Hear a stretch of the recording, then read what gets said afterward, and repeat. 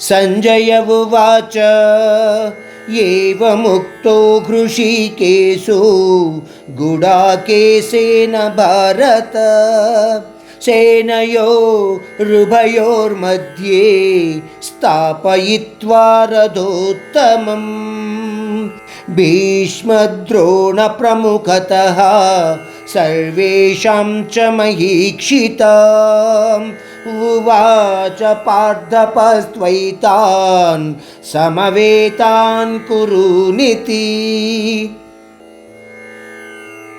అర్జునుడు చెప్పిన ప్రకారము శ్రీకృష్ణుడు రథాన్ని రెండు సేనల మధ్యకు తీసుకుని వెళ్ళి భీష్ముడు, ద్రోణాచార్యులు మరియు ఇతర యోధులకు ఎదురుగా నిలిపి ఉంచి అంటున్నాడు, పార్థ, నీ ఎదురుగా నిలిచి ఉన్న కురుయోధులను చూడు.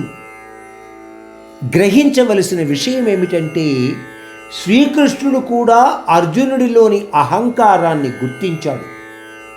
అర్జునుడికి అత్యంత ప్రియమైన ద్రోణాచార్యులు మరియు భీష్మ పితామహుల ముందు రథాన్ని నిలిపాడు. ఎందువలన? వాళ్ళని చూసి అర్జునుడిలో ఎటువంటి ప్రతిక్రియ ఉంటుందో శ్రీకృష్ణుడు ఊహించగలిగాడు. అటువంటి ప్రతిక్రియాతత్వముతో అర్జునుడు ఈ యుద్ధము గెలవలేడు అన్న విషయము కూడా తెలిసినవాడు.